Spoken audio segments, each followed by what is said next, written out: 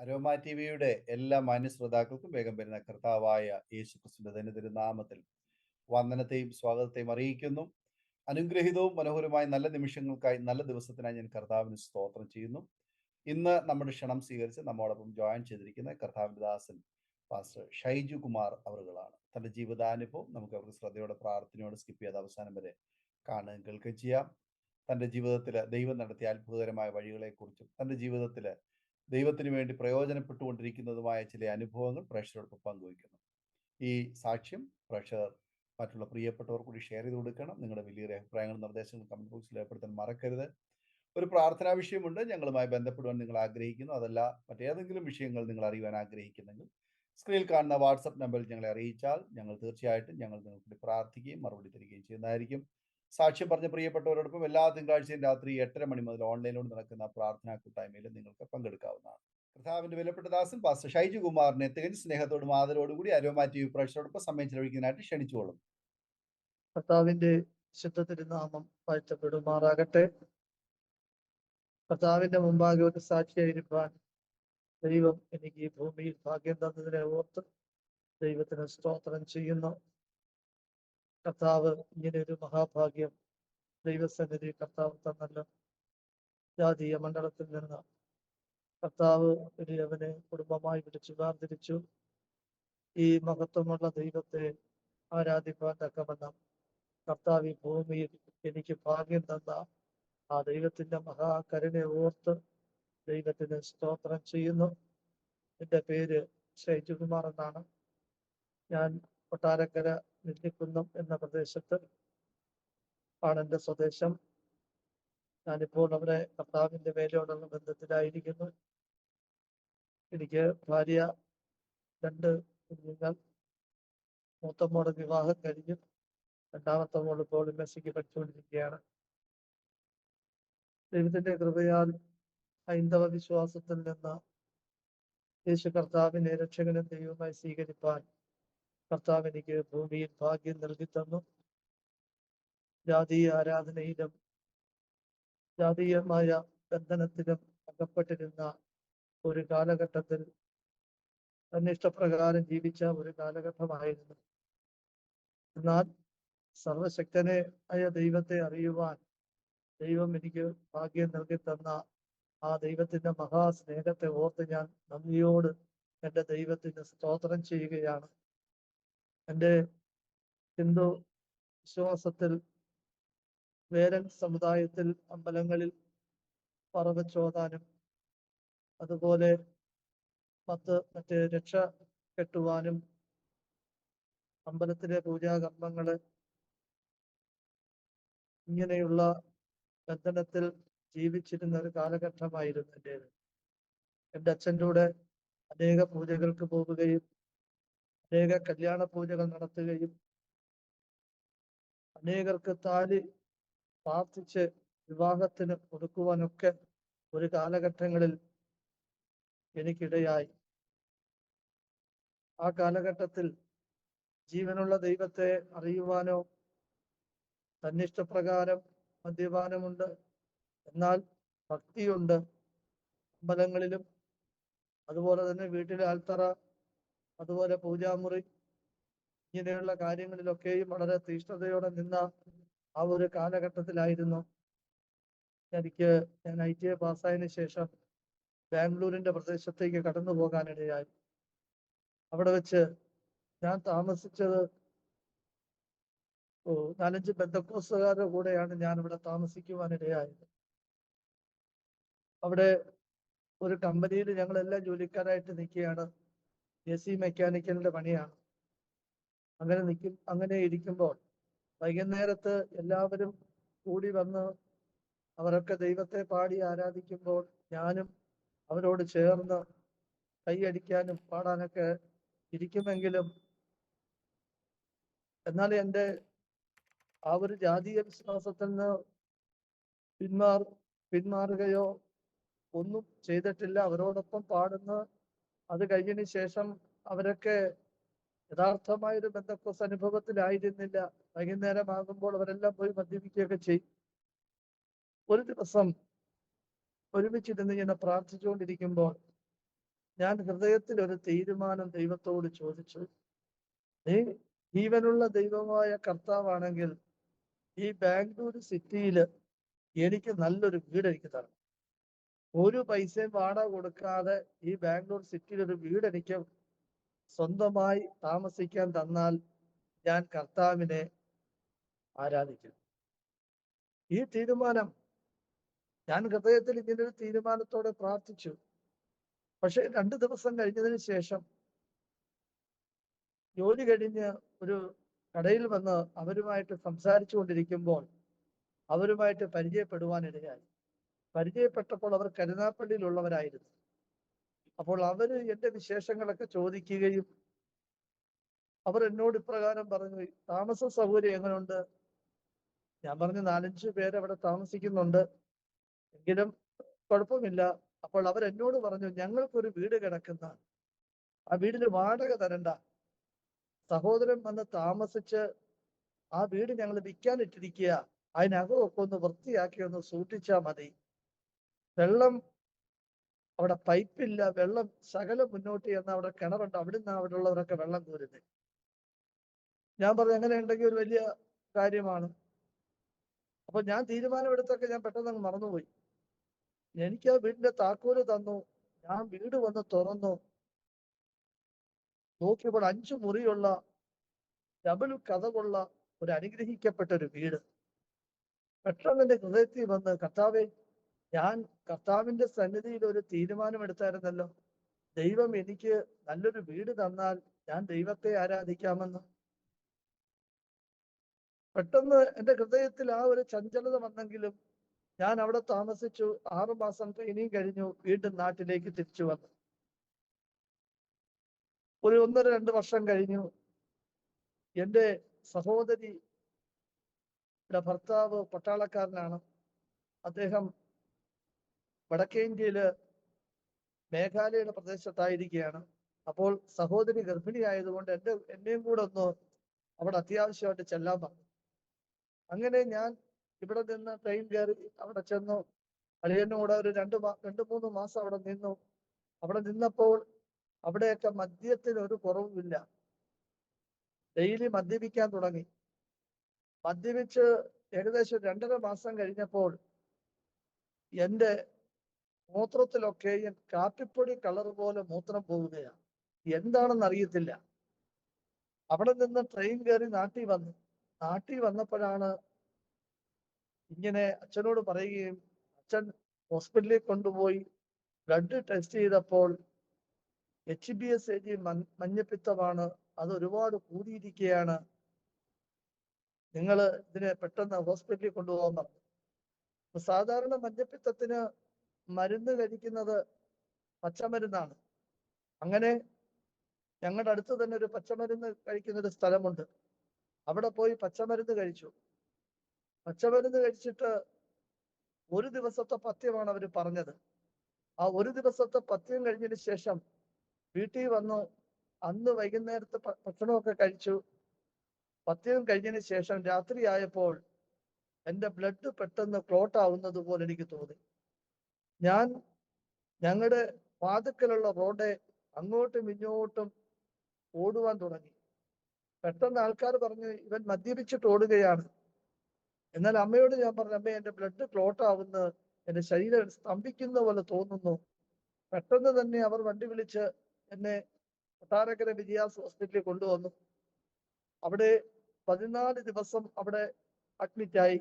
ആ അഡ്മിറ്റായ 14 ദിവസവും എനിക്കൊരു കുറവുമില്ല. എന്റെ ശരീരത്ത് വളരെയേറെ ഒരു മാനസിക രോഗിയെ പോലെ ആകുന്ന ഒരവസ്ഥ.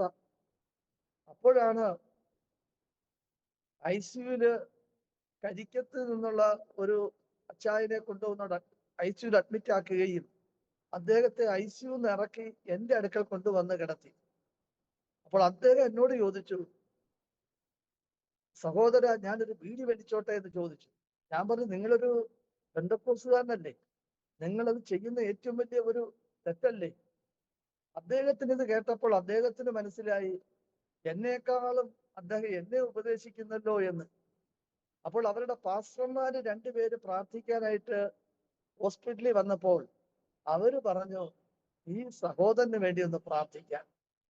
അങ്ങനെ 2 ദൈവദാസന്മാർ എൻ്റെ അടുക്കൽ വന്നു. അപ്പോൾ എൻ്റെ അമ്മ എന്നെ അവിടെ നിന്ന് മെഡിക്കൽ കോളേജിലേക്ക് റെഫർ ചെയ്യുവാനിടയായി. ചെയ്യുന്നതിന് മുന്നോടിയായി എൻ്റെ അമ്മ പോയി ജ്യോതിഷാലയത്തിൽ പോയി ജ്യോതിഷരെ ഒന്ന് കാണാനാ. കാരണം എൻ്റെ മകനെ ഇനി കിട്ടുമോ ഇല്ലയോ എന്ന് ആകപ്പാടെ ഒരു സംശയം തീർക്കാൻ വേണ്ടി അമ്മ പോയി. പക്ഷേ ഈ 2 ദൈവദാസന്മാര് വന്ന് എൻ്റെ അടുക്ക വന്നിട്ട് ചോദിച്ചു, സഹോദര നിനക്ക് വേണ്ടി ഒന്ന് പ്രാർത്ഥിക്കട്ടെ.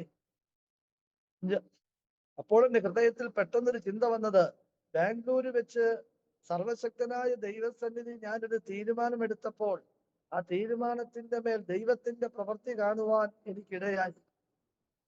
എന്നാൽ ഇവിടെയും ദൈവദാസന്മാര് വന്ന് എന്നോട് ചോദിക്കുകയാ, നിനക്ക് വേണ്ടി ഒരു വാക്കൊന്ന് പ്രാർത്ഥിച്ചോട്ടെ എന്ന്. ഞാൻ അവരോട് പറഞ്ഞു, കർത്താവ് എനിക്ക് സൗഖ്യം തന്നാൽ ഞാനും നിങ്ങളെ പോലെ അനേകർക്ക് കടന്നുപോയി പ്രാർത്ഥിക്കും എന്നൊരു തീരുമാനം ഞാൻ അവിടെ വെച്ചെടുക്കുവാനിടയായി. അങ്ങനെ അവർ ഇരുവരും എൻ്റെ തലയിൽ കൈവച്ച് പ്രാർത്ഥിച്ചിട്ട് എന്നെ രക്ഷിക്കപ്പെടുത്തുവാനിടയായി തീർന്നു. രക്ഷിക്കപ്പെട്ട് കഴിഞ്ഞ് ഒരു 10 മിനിറ്റ് കഴിഞ്ഞപ്പോൾ എൻ്റെ അമ്മ മടങ്ങി വന്നിട്ട് പറഞ്ഞു, മോനെ നീ മരിക്കത്തില്ല, ജ്യോതിഷം പറയുകയാ നിനക്ക് ജീവൻ തിരികെ തന്നത്. സ്തോത്രം. ഞാനൊന്നും മിണ്ടിയില്ല. അവിടുന്ന് തന്നെ തിരുവനന്തപുരം മെഡിക്കൽ കോളേജിലേക്ക് കൊണ്ടുപോയി. അവിടെ ചെന്നതിന് ശേഷം ഒരു ടെസ്റ്റ് ചെയ്യണമെന്ന് പറയുവാനിടയായി. ആ ടെസ്റ്റ് പോസിറ്റീവ് ആണെങ്കിൽ ലിവറിനകത്ത് പ്രശ്നമാണെന്ന് അവർ തീരുമാനിച്ചു. എന്നാൽ നെഗറ്റീവ് ആണെങ്കിൽ നിങ്ങളുടെ മഞ്ഞപ്പിത്തത്തിന് സൗഖ്യം കിട്ടും എന്ന് പറയുവാനിടയായി. അങ്ങനെ ആ ടെസ്റ്റ് ചെയ്തപ്പോൾ അത് നെഗറ്റീവ് ആകുവാനിടയായി തീർന്നു. അവിടെ നിന്ന് വീട്ടിലേക്ക് വന്നു. വീട്ടിൽ വന്നതിന് ശേഷം എൻ്റെ ഹൃദയത്തിൽ യേശുവിനെ ആരാധിക്കണം എന്നുള്ളൊരു വാഞ്ച എൻ്റെ ഹൃദയത്തിനകത്ത് വരാൻ തുടങ്ങി. അങ്ങനെ വീട്ടിനകത്ത് വന്നതിന് ശേഷം എനിക്ക് ഒരു 6 മാസത്തേക്ക് റെസ്റ്റ് പറഞ്ഞു. ഈ റെസ്റ്റ് എടുക്കുന്ന സമയത്ത് എനിക്ക് ആൽത്തറ വിളക്ക് കത്തിക്കണം, വീട്ടിനകത്ത് പൂജാമുറിയുണ്ട് അവിടെ വിളക്ക് കത്തിക്കണം. ഇത് കഴിഞ്ഞതിന് ശേഷമാണ് ഞാൻ മുറിക്കകത്ത് വന്ന് ഒരു ബൈബിൾ ഇരുന്ന് ആ ബൈബിൾ എടുത്തുകൊണ്ട് വന്ന് അല്പസമയം ഇരുന്ന് പ്രാർത്ഥിക്കും. ഇത് ഒരു 1-2 ദിവസം കഴിഞ്ഞപ്പോൾ എൻ്റെ അച്ഛൻ വന്ന് പറഞ്ഞു, മകനെ നല്ലതാ, പ്രാർത്ഥിക്കുന്നത് നല്ലതാ, നിനക്കൊരു ദൈവഭക്തി ഉള്ളത് എല്ലാത്തിലും നല്ലതാന്ന് പറഞ്ഞു. എന്നാൽ ഒരാഴ്ച കഴിഞ്ഞപ്പോൾ എൻ്റെ അച്ഛൻ പറഞ്ഞു, മക്കളെ ഇവിടെ ഇനി പ്രാർത്ഥന പറ്റത്തില്ല. ഞാൻ പറഞ്ഞു, അച്ഛൻ ഞാൻ ദൈവത്തോടല്ലേ കർത്താവിനോടല്ലേ പ്രാർത്ഥിക്കുന്നത്. ഇല്ല, ഒന്നി നീ ക്രിസ്ത്യാനിയായിട്ട് ജീവിക്കണം, അല്ലെങ്കിൽ നീ ഹിന്ദു ആയിട്ട് ജീവിക്കണം. ഞാൻ പറഞ്ഞു, ഞാൻ ക്രിസ്ത്യാനിയായിട്ടേ ജീവിക്കത്തുള്ളൂ, എനിക്കതാണ് എൻ്റെ ജീവിതത്തിൽ എനിക്ക് ഇഷ്ടം. അങ്ങനെയാണെങ്കിൽ മകൻ എൻ്റെ വീട്ടിൽ നിന്ന് ഇറങ്ങിക്കൊള്ളാൻ പറഞ്ഞു. ഞാനും എൻ്റെ വൈഫും മൂത്ത കുഞ്ഞുമുണ്ട്. അവര് വീട് പൂട്ടിയിട്ട് അവർ നേരെ തിരുവനന്തപുരത്തിന് പോയി. ഞങ്ങൾ വീടിന്റെ തിണ്ണയിൽ ഇരുന്നു കൊണ്ട് ഞങ്ങൾ ഇരുന്ന് കരയുക. എനിക്കാണെങ്കിൽ ജോലിക്ക് പോകാനോ മറ്റു സാഹചര്യങ്ങളോ ഒന്നുമില്ല. എൻ്റെ ശരീരം ഡൗൺ ആയിരിക്കുന്ന ഒരു സാഹചര്യമാണ്. അവിടെ ഇരുന്ന് ഞങ്ങൾ രണ്ടുപേരോട് കർത്താവിനോട് കരഞ്ഞു പ്രാർത്ഥിച്ചുകൊണ്ടിരിക്കുമ്പോൾ ഒരു ദൈവദാസൻ റോഡെ കൂടെ കടന്നു പോകുന്നത് ഞാൻ കണ്ടു. ആ ദൈവദാസനോട് പറഞ്ഞു, പാസ്റ്ററെ വന്ന് എനിക്ക് വേണ്ടി ഒന്ന് പ്രാർത്ഥിക്കാമോ എന്ന് ചോദിച്ചു. ആ നിമിഷം ആ ദൈവദാസൻ വീട്ടുവാതിൽക്കൽ കടന്നു വന്നിട്ട് എനിക്ക് വേണ്ടി പ്രാർത്ഥിച്ചു. എൻ്റെ തലയിൽ കൈവച്ച് പ്രാർത്ഥിച്ചിട്ട് ഇപ്രകാരം എന്നോടൊരു ദൂത് പറഞ്ഞു, നീ രക്തം കട്ടിയായി ഈ റോഡ് ഓടിയപ്പോൾ എൻ്റെ കണ്ണ് നിന്നെ കണ്ടു. അതെന്റെ ജീവിതത്തിൽ കർത്താവിന്റെ അടുക്കലേക്ക് വരുവാനുള്ള ഒരു വഴിയായിരുന്നു. കാരണം ദൈവസന്നിധിയിൽ തീരുമാനം പലപ്പോഴും എടുത്തെങ്കിലും യഥാർത്ഥമായ എൻ്റെ ജീവിതത്തിലെ അനുഭവിച്ച കഷ്ടങ്ങളെ കുറിച്ചുള്ള മരണത്തോട് അടുക്കുന്നതായ അനുഭവത്തെ കുറിച്ച് ദൈവാത്മാവിന്റെ ദൂത് ദൈവദാസനിലൂടെ ഞാൻ കേട്ടപ്പോൾ എൻ്റെ ഹൃദയത്തിന് അന്നുവരെയും ഇല്ലാത്തൊരാശ്വാസം എനിക്കുണ്ടായി. എന്നെ കാണുന്ന ഒരു ദൈവമുണ്ടല്ലോ, എൻ്റെ ജീവിതത്തിൽ ഞാൻ ദൈവസന്നിധിയിൽ എന്ന് തീരുമാനമെടുത്തുവോ എന്ന് ഞാൻ എൻ്റെ കഷ്ടത്തിൽ എൻ്റെ കർത്താവിന്റെ സന്നിധിയിൽ പൂർണ്ണ ഹൃദയത്തോടെ ഞാൻ എടുത്തു വന്നുവോ, ആ നിമിഷം എൻ്റെ കർത്താവ് എന്നെ കണ്ടു എന്ന് ഞാൻ തിരിച്ചറിഞ്ഞു. അന്ന് ആ ദൈവദാസൻ എന്നോട് പറഞ്ഞു, നിങ്ങൾ അടുത്ത ആഴ്ച തന്നെ താഴെ ഒരു ഷെഡ് വെച്ച് നിങ്ങൾ അങ്ങോട്ട് മാറും, അവിടെ നിങ്ങൾ ദൈവത്തെ ആരാധിക്കും. വർഷം കഴിയുമ്പോൾ ദൈവത്തിന്റെ വേലയുടെ മുഖത്ത് നിന്നെ ദൈവം ആദരിക്കും എന്ന് പറയുവാനിടയായി തീർന്നു. അങ്ങനെ ഞങ്ങൾ ഒരാഴ്ച കഴിഞ്ഞപ്പോൾ തന്നെ ദൈവം ഞങ്ങൾക്ക് ഒരു ചെറിയ ഷെഡ് വീട് വയ്ക്കുവാനിടയായി. അവിടെ ഞങ്ങൾ താമസിച്ചുകൊണ്ട് ദൈവത്തെ ആരാധിച്ചു. വിവിധമാകുന്ന പ്രതികൂലങ്ങൾ ദേശത്ത് നിന്ന് പലരും വന്ന് ഞങ്ങളെ നിന്ദിച്ചു. കാരണം ഞങ്ങളുടെ അവിടെ ബന്ധക്കോസുകാരായിട്ട് അവിടെ വലുതായിട്ട് ആരുമില്ല. ഞങ്ങളുടെ ജാതീയ ബന്ധുക്കളുടെ ഇടയിലാണ് ഞാൻ താമസിക്കുന്നത്. അവിടെ അവരെല്ലാം വന്ന്, എൻ്റെ അമ്മ പലപ്പോഴും വന്ന് വീടിന്റെ ഷീറ്റെടുത്ത് ദൂരക്കളയും, ഈ ദേശം വിട്ടു പൊക്കോണം. വീട് അടിച്ചു പൊളിച്ചു.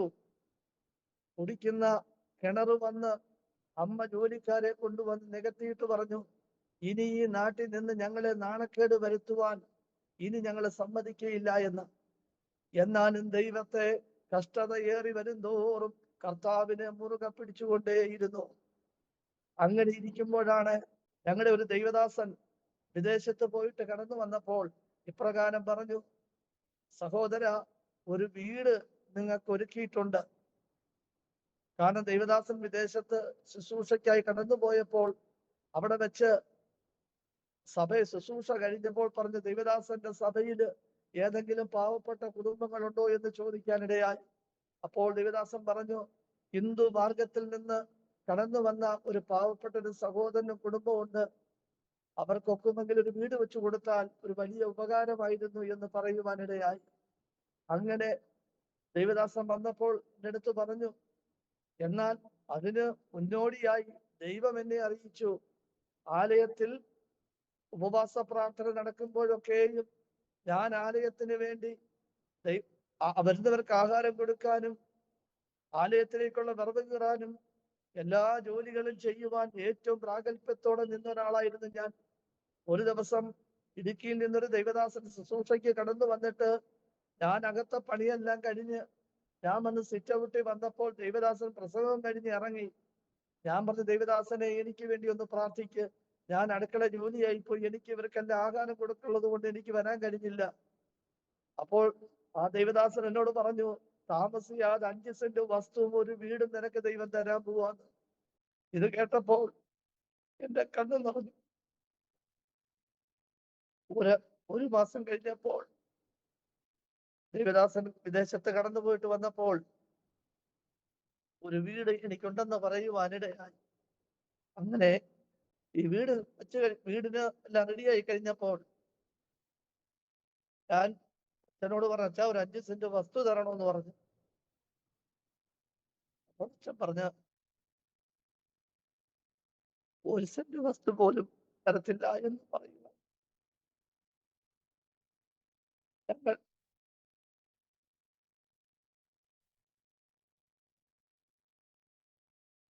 ദിവസം താമസിച്ചു. പ്രവാസത്തിന്റെ 3-ാമത്തെ ദിവസം അച്ഛൻ വിളിച്ചിട്ട് പറഞ്ഞു, അങ്ങനെ ഒരു 5 സെന്റ് വസ്തു നിനക്ക് തരാമെന്ന് പറയുവാനിടയായി. അങ്ങനെ 5 സെന്റ് വസ്തു എനിക്ക് എഴുതി.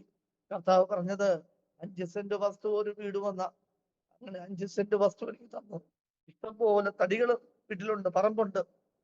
ഞാൻ പറഞ്ഞു, എനിക്ക് കട്ടളയും ജനലും പണിയാ, എനിക്ക് തടി തരണം. അപ്പോൾ അച്ഛൻ പറഞ്ഞ്, എന്റെ വീട്ടിന്റെ ചെറിയൊരു ഷെഡിലാണ്, ഷെഡിന്റെ മുമ്പിൽ ഒരു പ്ലാവ് നിപ്പിയല്ലേ, നീ അത് എടുത്തോളാൻ പറഞ്ഞു.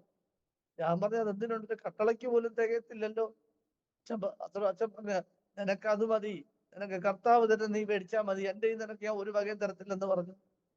എന്നാൽ ഞാൻ പറഞ്ഞെങ്കിൽ അത് മതി, ഒരു കട്ടളയ്ക്ക് കട്ടള, ബാക്കി നമുക്ക് ഇരുമ്പ് കട്ടളയോ മറ്റേ സിമെന്റ് കട്ടളയോ വാങ്ങിക്കാമെന്ന് തീരുമാനിച്ചു.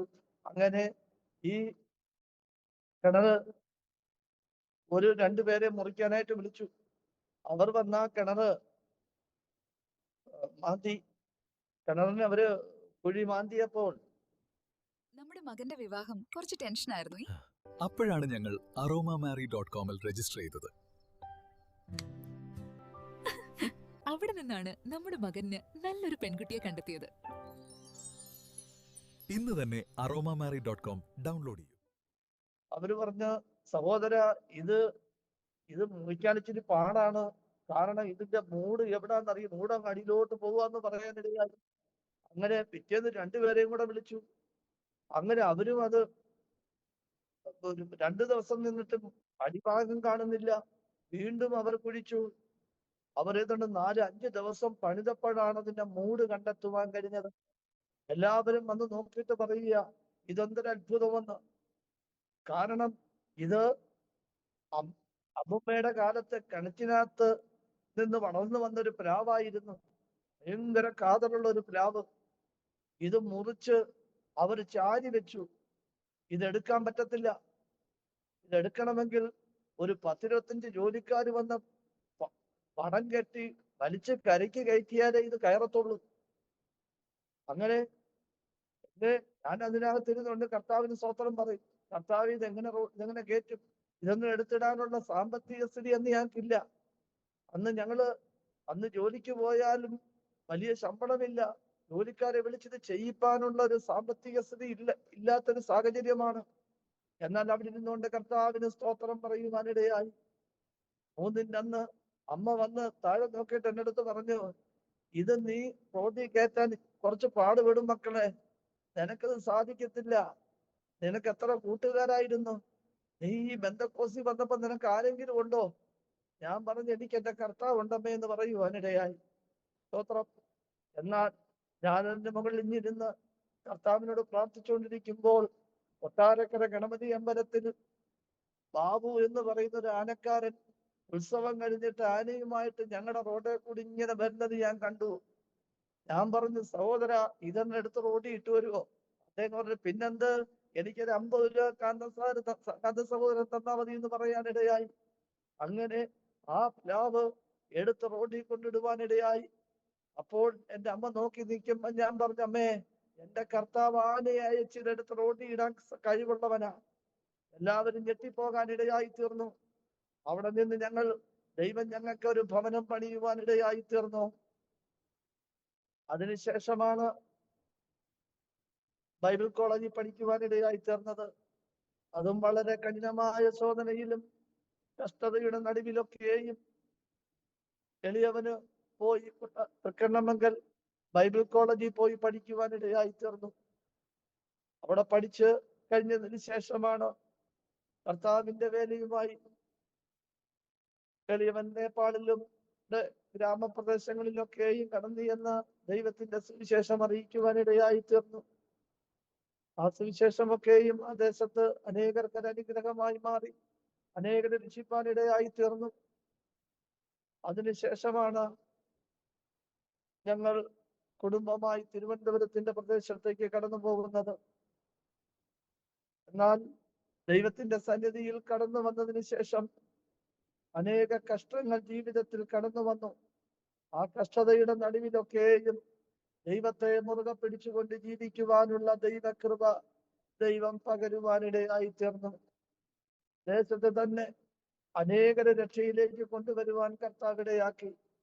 അനേക ജാതികളിൽ നിന്ന് അനേക സഹോദരന്മാരെ, ദൈവത്തെ അറിയാത്ത ആത്മഹത്യക്ക് ഒരുങ്ങിയിരിക്കുന്ന പലരെയും വിശ്വാസ ജീവിതത്തിലേക്ക് കൊണ്ടുവന്ന ദൈവത്തിന്റെ സന്നിധിയിൽ നിർത്തുവാനുള്ള ഭാഗ്യം എളിയവനിലൂടെ ദൈവം ചെയ്യുവാനിടയായി തീർന്നു.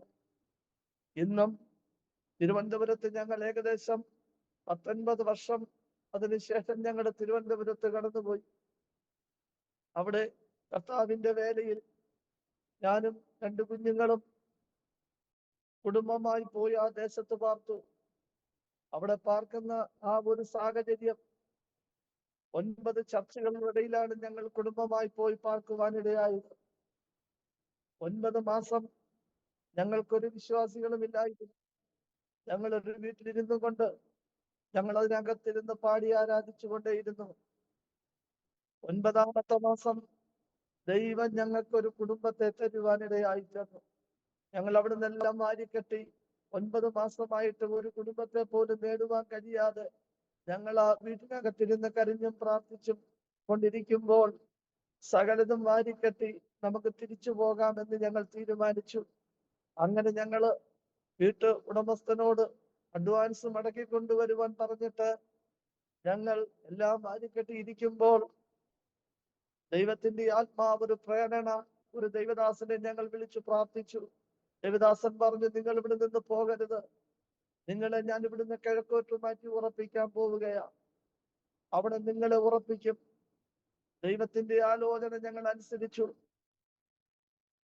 അവിടെ ഞങ്ങൾ വീണ്ടും പ്രവർത്തിക്കാൻ തുടങ്ങി. ആ ദേശത്ത് ദൈവം ഒരു നല്ലൊരു ഹാള് ഞങ്ങൾക്ക് ആരാധനയ്ക്കായി ലഭിക്കുവാനിടയായി തീർന്നു. ദൈവത്തിന്റെ സന്നിധിയിൽ ആ ദേശം വിട്ടു പോകണമെന്ന് ചിന്തിച്ച മണ്ഡലങ്ങളിൽ കർത്താവ് ഞങ്ങൾക്ക് ആ ദേശത്തെ ഉറപ്പിച്ചു. ഒരു കുടുംബത്തെ തന്നു, 2 കുടുംബത്തെ തന്നു. ദൈവം ഞങ്ങൾക്ക് 19 കുടുംബത്തെ ആ ദേശത്ത് തരുവാനിടയായി. 27 പേരെ സ്നാനപ്പെടുത്തി കർത്താവിന്റെ സന്നിധിയിലാക്കുവാൻ കർത്താവ് എനിക്ക് ഭാഗ്യം നൽകി. അതിൽ 2 പേരെ ദൈവദാസന്മാരാക്കി കർത്താവിന്റെ വേലയ്ക്ക് അയക്കുവാനുള്ള ഭാഗ്യവും ദൈവം എനിക്ക് നൽകി തന്നു. അവിടെ നിന്നുകൊണ്ട് തന്നെ കർത്താവിന്റെ വിദേശ രാജ്യങ്ങളിൽ ശുശ്രൂഷയ്ക്കായി ദൈവം അയച്ചു. അനേക രാജ്യങ്ങളിൽ പോയി ശ്രേഷ്ഠന്മാരുടെ മുമ്പിൽ നിന്നുകൊണ്ട് ഈ മാറ്റമില്ലാത്ത ദൈവവചനം പ്രസംഗിക്കുവാൻ കർത്താവ് എനിക്ക് ഭാഗ്യം നൽകി. അവിടെയൊക്കെയും ദൈവത്തിന്റെ വലിയ വിടുതലിന്റെ കരം കാണുവാനും അനേകരെ പൈശാചിക ബന്ധനത്താൽ മൂടപ്പെട്ടവരെയൊക്കെയും വിടിവിച്ച് ദൈവത്തിങ്കിലേക്ക് മടക്കി വരുത്തുവാനുള്ള ഭാഗ്യം കർത്താവ് എനിക്ക് നൽകി തരുവാനിടയായി തീർന്നു.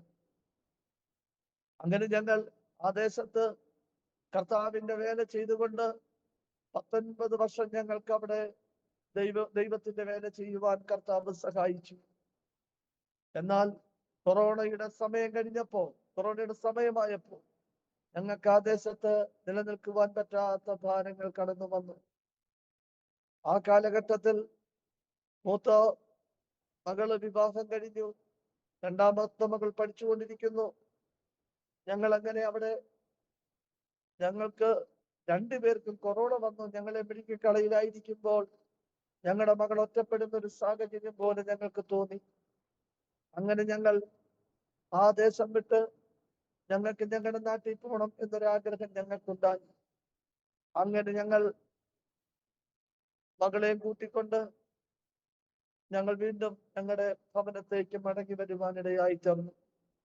ഇവിടെ ഞങ്ങൾ ദൈവത്തിന്റെ സന്നിധിയിൽ ഞങ്ങൾ ഈ ദേശത്ത് ഹൈന്ദവരുടെ ഭവനങ്ങളൊക്കെ വിസിറ്റ് ചെയ്യുകയും 3 കുടുംബത്തെ വീണ്ടും ഈ ദേശത്തെ രക്ഷയിലേക്ക് കൊണ്ടുവരുവാൻ കർത്താവ് ഞങ്ങൾക്ക് ഭാഗ്യം നൽകി തന്നു. ആ 3 കുടുംബവും ഇന്ന് ഞങ്ങളുടെ വീട്ടിൽ ഒരു കൂട്ടായ്മയോടുള്ള ബന്ധത്തിൽ ഞങ്ങൾ പോയിക്കൊണ്ടിരിക്കുകയാണ്.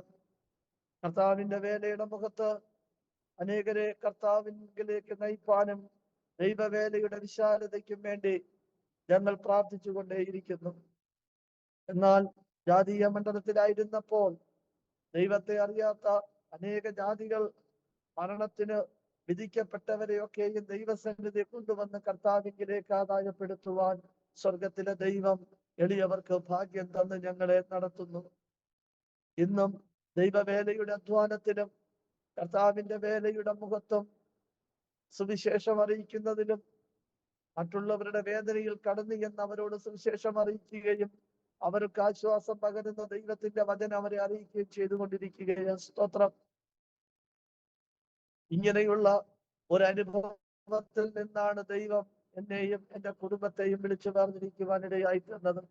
ഈ ഇടയ്ക്ക് വലിയൊരു ആക്സിഡന്റ് എനിക്കുണ്ടായി. എങ്കിലും കർത്താവ് ആ ആക്സിഡന്റിൽ നിന്ന് ദൈവം എന്നെ വിടിവിച്ചു. എന്റെ ഭാര്യയ്ക്ക് വലിയൊരു മുഖത്ത് തീയാളുന്നൊരു അനുഭവം ഉണ്ടായി. എന്നാൽ അവിടെയും എന്റെ കർത്താവ് മരണത്തിന് നീക്കുപോക്ക് തന്ന് എന്റെ ദാസിയെ വിടിവിപ്പാനിടയായി തീർന്നു. ഞങ്ങൾ കുടുംബമായി ഈ 2025 വളരെയേറെ കഷ്ടതയുടെ ഈ ചൂളയുടെ അനുഭവത്തിലൂടെയാണ് ഞങ്ങൾ കടന്നുപോയത്.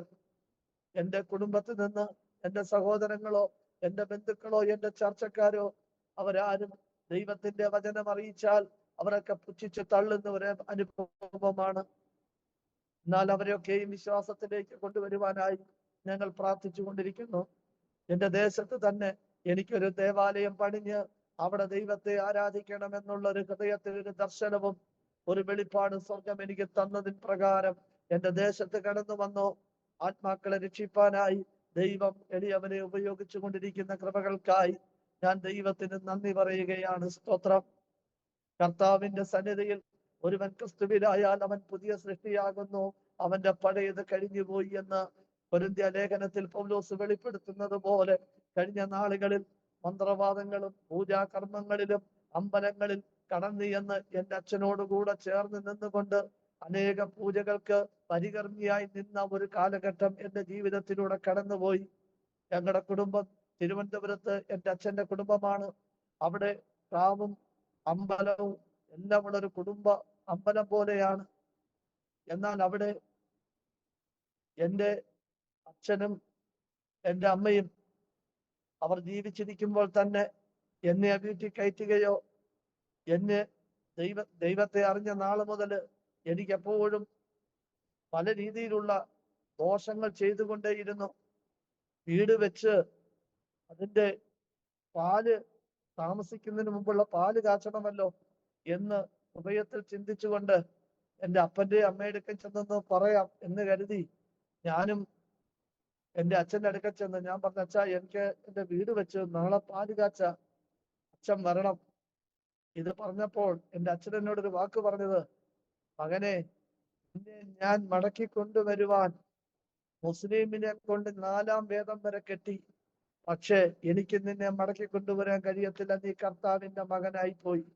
ഇനി എനിക്ക് നിന്നെ തൊടാൻ പറ്റത്തില്ല. അതുകൊണ്ട് നീ നിന്റെ വഴിക്ക് തന്നെ പൊയ്ക്കൊള്ളാൻ അച്ഛൻ എന്നെ പൂർണ്ണമായി സ്വതന്ത്രനായി വിട്ടയക്കുവാനിടയായി തീർന്നു. അതിനുശേഷം എൻ്റെ അച്ഛൻ, ഞാൻ തിരുവനന്തപുരത്തായിരുന്നു.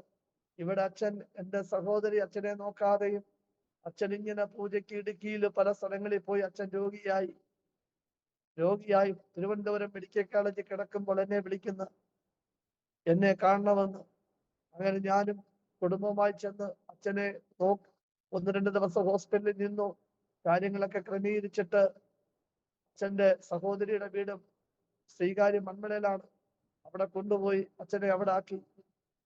അച്ഛൻ്റെ ഹൃദയത്തിൽ അച്ഛൻ ചെയ്ത പൂജാകർമ്മങ്ങളും മന്ത്രവാദങ്ങളും അമ്പലങ്ങളിൽ പോയി പൂജ ചെയ്തതിന്റെ ഫലമായിട്ട് അച്ഛൻ്റെ ഹൃദയത്തിൽ തോന്നി, എനിക്ക് എൻ്റെ ആത്മാവ് ഈ അമ്പലത്തിനകത്ത് ചേരണം. അതിനുവേണ്ടി ഒരു കസേര എടുത്തുകൊണ്ട് വന്നിട്ട് ആ അമ്പലത്തിനകത്ത് കാവിനകത്ത് കയറി ഇരുന്നിട്ട്, അച്ഛൻ്റെ പെങ്ങടെ മോള് ഹോസ്പിറ്റലിലെ ഒരു നേഴ്സാണ്, അവര് വീട്ടിൽ സ്പിരിറ്റ് കൊണ്ടുവച്ചിരുന്നു. ഈ സ്പിരിറ്റ് എടുത്ത് തലോഴിയെ ഒഴിച്ചിട്ട് സ്വന്തമായിട്ട് തന്നെ കത്തിക്കാനിടയായി തീർന്നു. ആ കാവിനകത്തിരുന്നു കൊണ്ട് തന്നെ ആ ശരീരം കത്തി. ജനമെല്ലാം ഓടിക്കൂടി വീണ്ടും മെഡിക്കൽ കോളേജിലേക്ക് കൊണ്ടുപോയി. ഞാൻ ചോദിച്ചു, അച്ഛൻ എന്തിനാ ഇങ്ങനെ കത്തിച്ചത്? മകനെ, എൻ്റെ ആത്മാവ് ഈ അമ്പലത്തിലേക്ക് ആവാഹിച്ച് ചേരുവാനാണെന്ന്. ഞാൻ പറഞ്ഞ, അച്ഛൻ എന്തൊരു മഹാപാപമാ ചെയ്തത്. അവിടുന്ന് വീണ്ടും മടക്കി കൊണ്ടുവന്നു. എന്നാൽ പിന്നെ ഒരു 4-5 ദിവസം കഴിഞ്ഞപ്പോൾ വീണ്ടും ICUവിലായി. അങ്ങനെ ICUവിൽ വെച്ച് മരിക്കുവാനിടയായി തീർന്നു. ബിംബങ്ങളെ സേവിക്കുന്നവരും വിഗ്രഹത്തെ ആരാധിക്കുന്നവർക്കും വരുന്ന അതികഠിനമായ ശിക്ഷാവിധി എത്ര വലുതാണെന്ന് എൻ്റെ കണ്ണുകൊണ്ട് കാണുവാൻ കഴിഞ്ഞു. അവരൊക്കെയും ദൈവത്തിന്റെ വചനം പലപ്പോഴും ഞാൻ ചെന്ന് പറഞ്ഞിട്ടുണ്ട്. എന്നാൽ അവരൊക്കെ വിശ്വസിക്കുന്നു. എന്നാൽ അവർക്ക് ആർക്കും കർത്താവിങ്കിലേക്ക് വരാൻ കഴിയാതെ വണ്ണം അവരൊക്കെ പിശാചിനാൽ ബാധിക്കപ്പെട്ട നിലയിലായി പോയി. സുവിശേഷം കേൾക്കുമ്പോൾ ഒരു മാനസാന്തരം വരും. അത് കഴിയുമ്പോൾ പിന്നെയും അവിടെ ഹൃദയം കഠിനമാകും. വീണ്ടും ഞങ്ങളെ ഉപദ്രവിക്കാൻ തുടങ്ങും. ഇങ്ങനെയുള്ള വിവിധമാകുന്ന ആ ഒരു വലിയ പ്രതിസന്ധിയിൽ അവരെല്ലാം പട്ടുപോകാനിടയായി തീർന്നു. എന്നാൽ എൻ്റെ സഹോദരനുണ്ട്, അദ്ദേഹം ഒരു പട്ടാളക്കാരനാണ്. എൻ്റെ സഹോദരി കരുനാപ്പള്ളി ഫാമിലിയായിട്ട് അവരും പട്ടാളക്കാരനാണ്. അവർക്കൊക്കെയും യേശുവിനെ പ്രാർത്ഥിക്കുവാനായിട്ട് പലപ്പോഴും കടന്നു വരുന്നുണ്ട്. പക്ഷെ അവരാരും ഈ ക്രിസ്തുവിന്റെ സന്നിധിയിലേക്ക് അവർക്ക് കടന്നു വരുവാൻ കഴിയാതെ വണ്ണം അവരുടെ ഹൃദയത്തെ കുരുടായിരിക്കുകയാണ്. സ്തോത്രം. അവർക്ക് വേണ്ടിയൊക്കെയും പ്രാർത്ഥിക്കുന്നു. അവരൊക്കെ ദൈവസന്നിധി വരാൻ വേണ്ടി ഒരാത്മാവിനെയെങ്കിലും, ഒരാത്മാവിന്റെ വില ഭൂലോകത്തെക്കാളും വലുതാണല്ലോ. എൻ്റെ സഹോദരങ്ങൾ ആരും നഷ്ടപ്പെടരുതേ എന്നുള്ള പ്രാർത്ഥനയാണ് എളിയവനുള്ളത്. അപ്രകാരം ദൈവസന്നിധിയിൽ ഈ എളിയവന് കർത്താവിന്റെ ആ മഹത്വമേറിയ ദൈവത്തിന്റെ വചനം ഇന്നും അനേകരുടെ മുമ്പിൽ ഘോഷിച്ചുകൊണ്ട് ഈ വചനത്തിന്റെ സത്യം ജനത്തെ അറിയിച്ചും കൊണ്ട് ഏൽപ്പിച്ചിരിക്കുന്ന ആ ശുശ്രൂഷ വിശ്വസ്തയോടെ ചെയ്തുകൊണ്ടിരിക്കുകയാണ്. എൻ്റെ മൂത്ത മകളെ കോവളത്താണ് കെട്ടിച്ചത്. അവർക്ക് 2 ആൺമക്കളാണ്. രണ്ടാമത്തെ മകൾ ഇപ്പോൾ കൊട്ടാരക്കര കോളേജില് MSc പഠിക്കുന്നു. അവളും ദൈവകൃപയാൽ ദൈവത്തിന്റെ സന്നിധിയിലായിരിക്കുന്നു. ഞങ്ങളെല്ലാം കുടുംബമായി ദൈവത്തിന്റെ വേലയിലും അനേകരെ രക്ഷയിലേക്ക് കൊണ്ടുവരുവാനൊക്കെയും കർത്താവ് ഞങ്ങളെ ഉപയോഗിക്കുന്നതിനായി ദൈവത്തിന് സ്തോത്രം ചെയ്യുകയാണ്. ദൈവം കർത്താവ് നമ്മെ വലിയ നന്മകളാലും അനുഗ്രഹങ്ങളാലും കർത്താവ് നമ്മെ നിറയ്ക്കട്ടെ എന്ന് ഞാൻ പ്രാർത്ഥിക്കുകയാണ്. ദൈവത്തിന്റെ മുമ്പാകെ ദൈവത്തിന്റെ സന്നിധി വരാനും ദൈവത്തിന് വേണ്ടി ഈ ഭൂമിയിലായിരിക്കുമ്പോഴൊക്കെയും കർത്താവിന്റെ ആ വരവിന് വേണ്ടി അനേകരെ ദൈവസന്നിധി നേടിയെടുപ്പാനും കർത്താവിന്റെ ആ സാന്നിധ്യം ഞങ്ങളോടുകൂടെ ഇരിക്കേണ്ടതിന് ഞാൻ എല്ലാവരോടും എൻ്റെ പ്രാർത്ഥനയിൽ ഞാൻ ചോദിക്കുകയാണ്.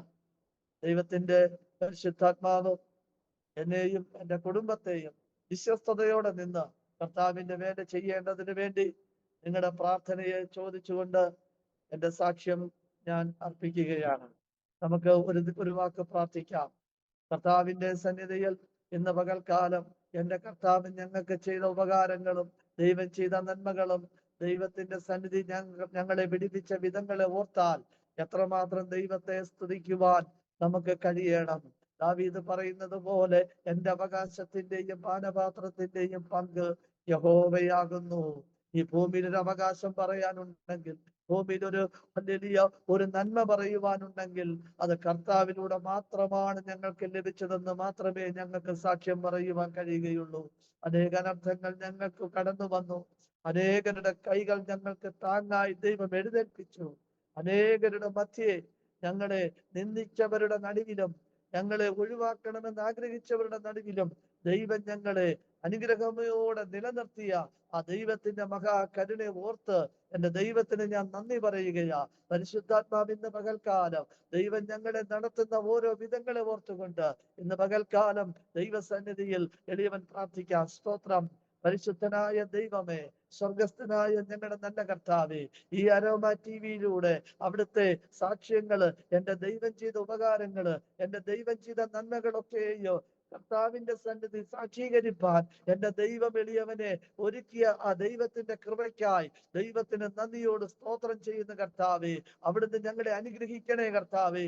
ഞങ്ങൾ ഹല്ലേലൂയ അവിടുത്തെ സന്നിധിയിൽ നിന്ന് മുഖാന്തരം ഒരുക്കി തന്ന കർത്താവിന്റെ അരോമ ടിവിയുടെ പ്രസന്റ് ആയിരിക്കുന്ന കർത്താവിന്റെ ദാസനെ കുടുംബമായി കർത്താവ് അനുഗ്രഹിക്കണമേ.